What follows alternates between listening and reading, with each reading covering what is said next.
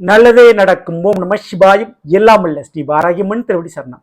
உலகத்தமிழ் நெஞ்சங்கள் அனைவருக்கும் உங்கள் சிவஸ்ரீ ராஜ கணபதியின் அன்பான வணக்கங்கள்.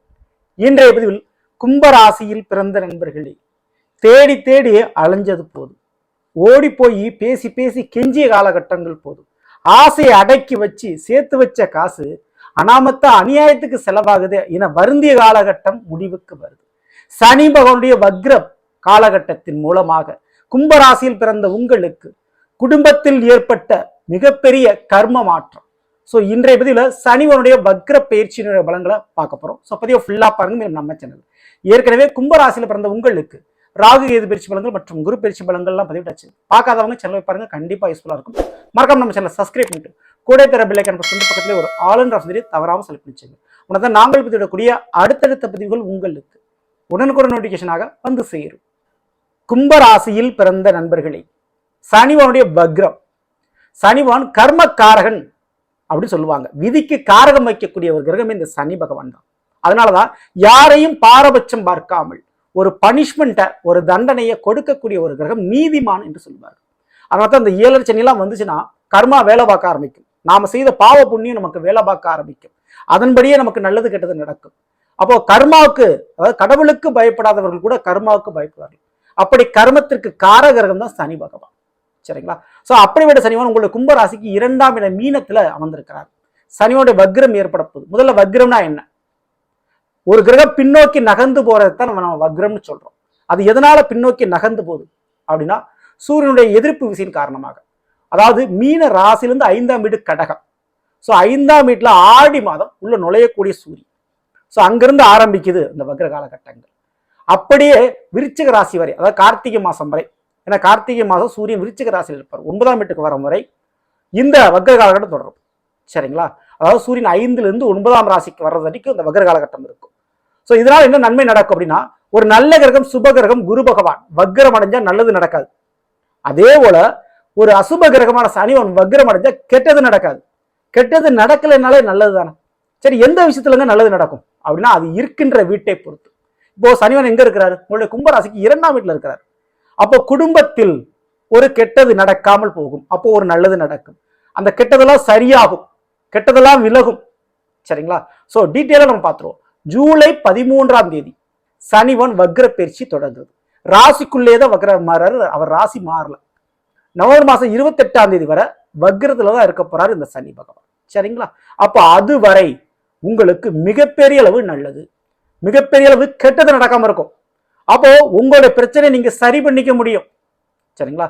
உங்களுடைய கும்பராசியில ராகுவன் அமர்ந்திருக்கிறாரு, 2இல் சனி. அப்போ குடும்பத்திற்காக ஓடி ஓடி உழைச்சு பணத்தை காசை சேர்த்து வச்சு உங்களுடைய ஆசையை கூட அடக்கி வச்சு சேர்த்து வச்ச அந்த காசு தேவையில்லாத ஒரு மருத்துவ செலவு, தேவையில்லாத ஒரு பிரச்சனைக்கு செலவாய்க்கொண்டே இருக்கும். அப்படிப்பட்ட அந்த பணம் உங்களுக்கு இந்த செலவை குறைக்கும், சிக்கனத்தை கடைபிடிக்கும், சேமிப்பு உயரும். குடும்ப ரீதியா வாங்கிய கடன், அந்த கடன் பிரச்சனை தப்பிக்கிறதுக்கு ஒரு மிகப்பெரிய ஒரு சோர்ஸ் உங்களுக்கு கிடைக்க போது. மேலும் இந்த கும்ப ராசிக்கு 5ஆம் வீடான மிதுனத்துல குரு பகவான் இருக்கிறார். அவருடைய பார்வை கும்ப ராசிக்கு கிடைக்குது. அப்போ இந்த ஒரு நேரத்தில் நிச்சயம் கடனை அடைக்கக்கூடிய வழிவகையை குருவான் ஏற்படுத்தி கொடுப்பார். அப்போ சனி வக்ர காலகட்டத்தில் குரு பார்வை கிடைக்கிறதுனால மிகப்பெரிய அளவு கடன் பிரச்சனை, பண பிரச்சனை தீரும். சரிங்களா? அதே போல குடும்பத்துல தவறான பழக்க வழக்கத்துக்கு அடிமையானவங்க, 3வது நபர்களுடைய தலையீடு, ஸோ இது சரியாகுங்க. இது கண்டிப்பா சரியாகக்கூடிய வாய்ப்புகள் உண்டு. ஸோ பேசி பேசி புரிய வைக்க முடியல சில உறவுகளுக்கு, அந்த உறவுகள் மனவேதனை, அந்த உறவுனால ஒரு கஷ்டம். அந்த உறவு உங்க வாழ்க்கை துணையா இருக்கலாம், உங்க பிள்ளைகளா இருக்கலாம், அல்லது உங்க கூட பிறந்தவங்க மூத்த சகோதரர்களா இருக்கலாம். இப்படி ஏதேனும் ஒரு உறவுக்கு நீங்க பேசி பேசி புரிய வைக்கக்கூடிய ஒரு கஷ்டம் ஏற்பட்டுச்சு இந்த கடந்த காலகட்டத்தில். ஸோ இப்போ தானாக அவர்களே திருந்தி அல்லது திரும்பி வரக்கூடிய காலகட்டம், உங்களை தானா புரிஞ்சு கொள்ளக்கூடிய ஒரு காலகட்டம். ஓகேங்களா?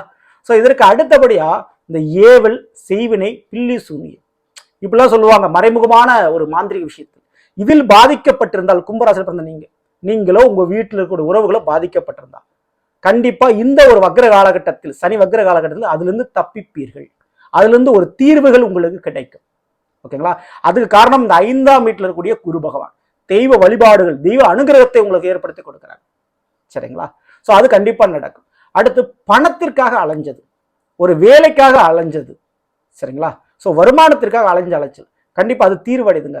வேலையில் இருந்த ப்ரெஷர் குறையுது, வேலை பளு குறையுது, வேலை நிச்சயமான முறையில் கிடைக்கும். இன்டர்வியூல அட்டன் பண்ணி ஓஞ்சது போதும். நிரந்தரமான ஒரு சக்சஸ் உங்களுக்கு கிடைக்கும் போது இந்த வேலையில் அதுல எந்த மாற்று கருத்தும். அதே போல நிச்சயம் காதல் கல்யாணத்துல கைகூடி வரப்போகுது. பிள்ளைகள் வழியில ஒரு நல்லது நடக்க போகுது. பிள்ளைகள் நினைச்சு வருந்திய வருத்தங்கள் இனி தேவையில்லை.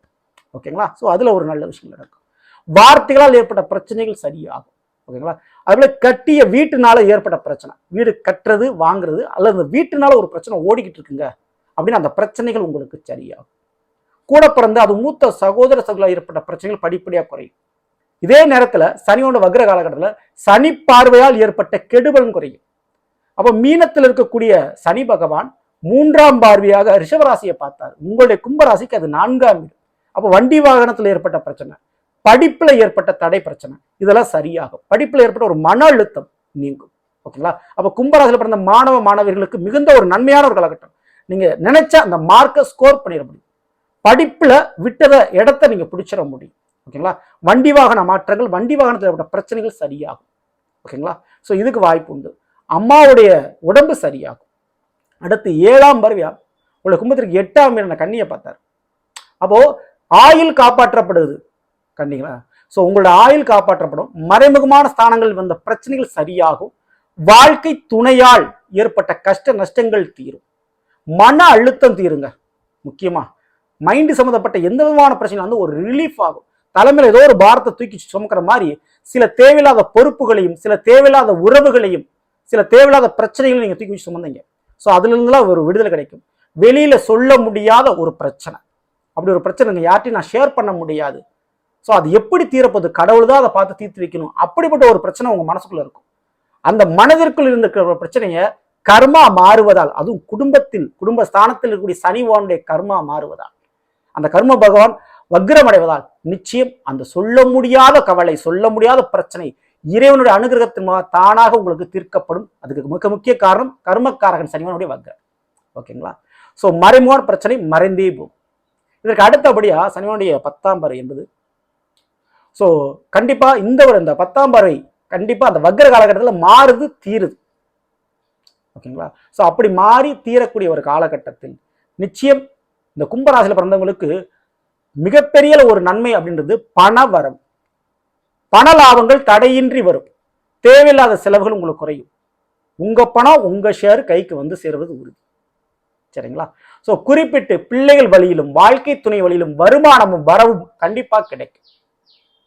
ஸோ நீங்கள் எதிர்பார்த்த பணம் நிச்சயம் உங்களுடைய வீடு தேடி வரும். அதனால் இழந்த பொருளாதார பிரச்சனை, இழந்த அந்த கடன் பிரச்சனை, இழந்த அந்த அவமானம், பெயர் புகழ், இதை மீட்டெடுப்பீர்கள் கும்பராசியில் பிறந்த நீங்க. ஸோ இது கண்டிப்பா உங்களுக்கு நடக்க போகுது. ஸோ ஆக மொத்தம் இந்த ஜூலை 13 நவம்பர் 28 வரை சனிவானுடைய வக்ர காலகட்டம், அதுவும் குடும்பஸ்தானத்தில் இருக்கனால குடும்பத்தில் கெட்டது நடந்த அந்த கெட்டதை சரி பண்ணிக்க முடியும். குடும்பத்தில் ஒரு நல்லது நடக்கும். பண ரீதியான பிரச்சனை சரியாகும். கொடுத்த வாக்கை காப்பாற்றிக்க முடியும். உங்ககிட்ட மற்றவங்க கொடுத்த வாக்கையும் காப்பாற்றுவாங்க. ஓகேங்களா? ஸோ ஆக மொத்தம் பெரிய அளவு கும்பராசிக்காரங்களுக்கு நன்மை நடக்கும். அலைச்சலும் பேசி தீர்க்க முடியாத பிரச்சனைகளும் கண்டிப்பா தீர்ந்து போகும். கொஞ்சம் பணத்தை சேர்த்து வச்சுக்க முடியும். இனி தேவையில்லாத செலவுகள் உங்களுக்கு அடிப்படையாக கொஞ்சம் குறையும். ஓகேங்களா? இதை தவறாம நீங்க ஃபாலோ பண்ணீங்க. மிக முக்கியமா கும்பராசிக்காரர்களுக்கு இந்த 5ல் குரு பகவான் இருந்து அவருடைய 9ஆம் பார்வை கிடைக்கிறதுனால இந்த சனி வக்ர காலகட்டத்தில் திக்கு தெரியாதவனுக்கு தெய்வமே துணைன்னு சொல்லுவாங்க. அப்படிப்பட்ட அந்த தெய்வங்களுடைய வழிபாடுகளை தவறாம பண்ணுங்க. அது ரொம்ப ரொம்ப நல்லது. குறிப்பிட்ட குலதெய்வ வழிபாடை விட்டுறாதீங்க. மிகப்பெரிய அளவு உங்களுக்கு நன்மைகளை கொடுக்கும் இந்த குலதெய்வம். இந்த தருணத்துல உங்களுக்கு ஓடி வந்து காப்பாற்றும். சரிங்களா? பண்ணிக்கங்க. ஸோ நல்லது. அமைந்ததில் கும்ப ராசியில பிறந்தவருக்குரிய பலனை பற்றி பார்த்து நிச்சயமா உங்களுக்கு பயனுள்ள பதிவாக பிடிச்சிருந்த லைக் நண்பர்களுக்கும் உறவினர்களுக்கும் மறக்காமல் செய்யுங்கள். இதுவரை நம்மளுடைய சேனல் சப்ஸ்கிரைப் பண்ணாம சப்ஸ்கிரைப் பண்ணிங்க. கூட இருக்கிற பெல் ஐகானை பிரஸ் பண்ணிட்டு பக்கத்துல ஒரு ஆளுநர் பதிவை தவறாம செலக்ட் பண்ணி வச்சுங்க. அவனை நான் பதிவிடக்கூடிய அடுத்தடுத்த பதிவுகள் உங்களுக்கு உடனுக்குடன் நோட்டிபிகேஷனாக வந்து சேரும். அடுத்தவர்கள் சந்திப்போம். நன்றி, வணக்கம். நல்லதே நடக்கும். ஓம் நம சிவாய். எல்லாம் வல்ல ஸ்ரீ வராகியம்மன் திருவடி சரணம்.